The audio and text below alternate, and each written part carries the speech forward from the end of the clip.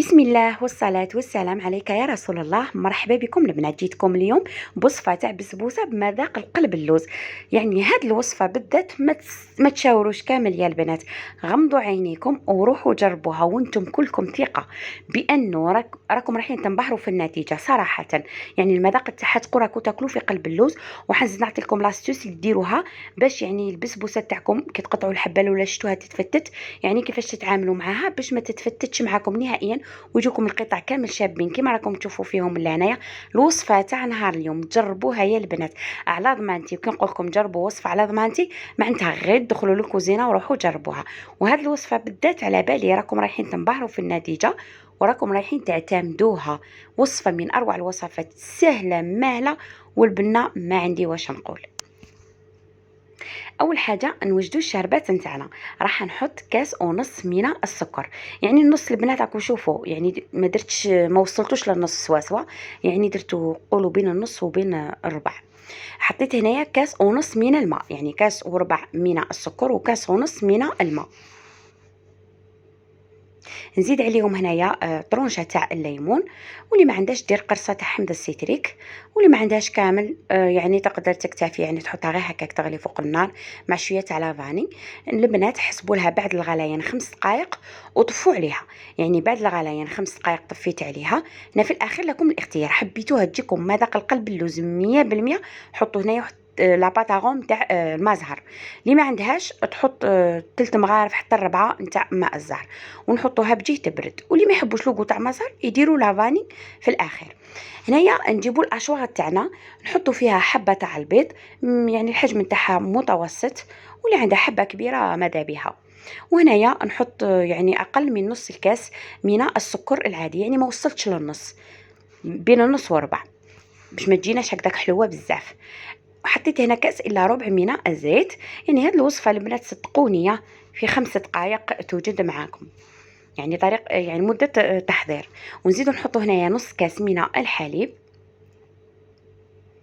وعلبة من الياغورت الطبيعي. اللي ما عندهاش تقدر تستبدلو، يعني تحطي كاس تاع حليب دافي، حطي فيه واحد 2 ملاعق كبار من عصير الليمون، خليه حتى يروب معاك وخدمي به. يعني تقريبا راح تكون النتيجه كيف كيف. من نحبكم ديروا الوصفه كيما درتها انايا.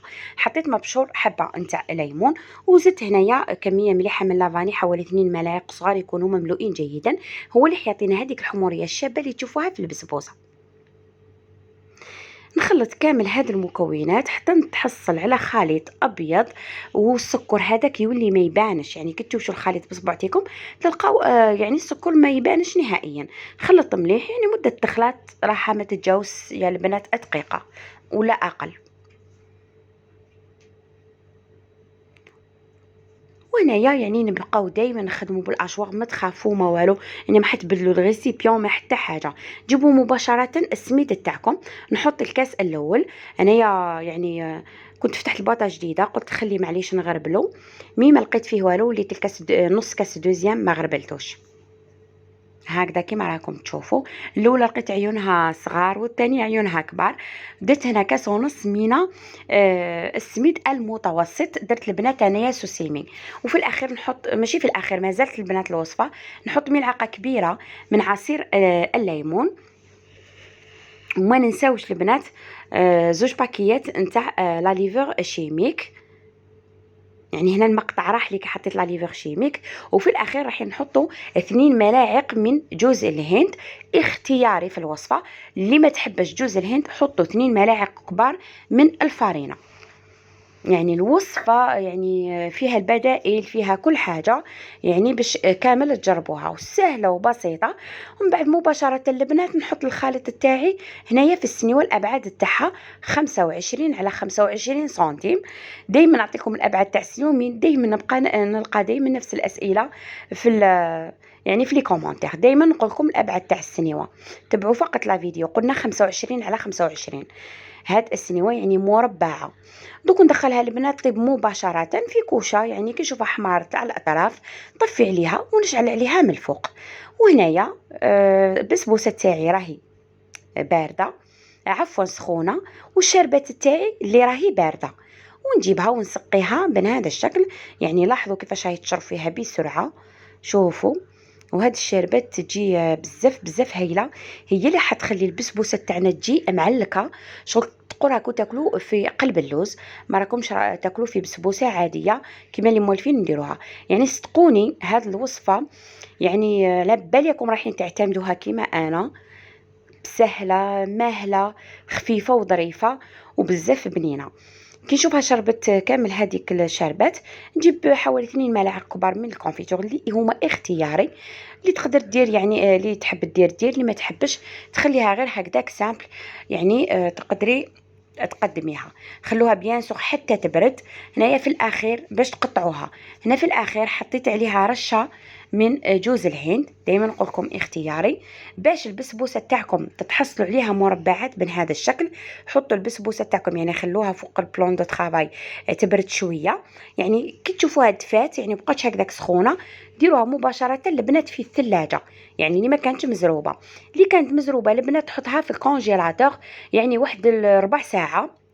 المهم كي تمشيها تلقايها بردت نهائيا، يعني ما حتجمد معاكم ما والو، كنقول لكم كونجيلاتور وديجا ربع ساعه يعني ما حتجمد ما والو. كي تجوا تقطعوها البنات تلقاوها يعني الشربات هذيك شدت روحها، والبسبوسه حتى هي تشد روحها. وكي تقطعوها صدقوني يجيكم مرصوات كامل شابين كيما هكا، يجيكم الشكل تاعهم هايل. وثاني لاستوس دوزيام البنات، جامي تقطعوا القطعه كبيره على الحاجه اللي حين ترفدوا بها، يعني لازم تكون نفس القياس، يعني الكراتور اللي ترفدوا به يكون نفس القياس مع البسبوسه باش ترفدوا الحبه ما حش تتفتت ما والو. شوفوا البنات معايا من الداخل كيفاش تجي دايره، يعني صراحه من اروع الوصفات، ماشي زعما راني نشكر فيها غير هكا وخلاص. كي تجربوها على بالي راكم رايحين تقولوا لي باللي وصفه بزاف هايله، وبالك ما عطيتيهاش حقها في الشكر كيما هي، تجي بزاف هايله. شوفوا تقول قلب اللوز الله يبارك معسله للقلب، بزاف بزاف بنينه. نتمنى ان شاء الله كامل اللي راكم تشوفوا في الوصفه تاع نهار اليوم تجربوها. واللي دومونديتو مني الشربات اللي حطيتها في الفيديو الاخير، البنات نديرها مع في الفيديو الجاي، ولا مهم في الفيديوهات الجايين راح نديرها معكم، لانه البنات صح كنت راح نديرها مع الوصفه هذه تاع البسبوسه. مي البنات لقيت بعض المكونات ما عنديش، هي يعني وصفه سريعه وتوجد بالخف. مي لقيت الحليب المجفف ما عنديش، باسكو خدمتها بالحليب المجفف على بياش شتو اللون تاعها هكاك بزاف بيض وشباب. مهم مانيش نسيتكم البنات، راح نبارطاجيها معكم باذن الله.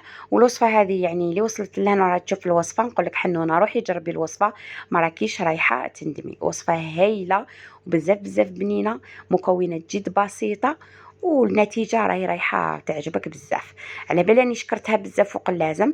واش نقول لكم في الاخير البنات، الا عجبكم الفيديو تاع نهار اليوم ما تنساوش تحطوا لي لايك وبارطاجيو الفيديو مع الاحباب الاصدقاء، هكذايا باش تعم الفائده. واش نقول لكم في الاخير، نحبكم بزاف وسلام. خير قلتي اشتراك القناه.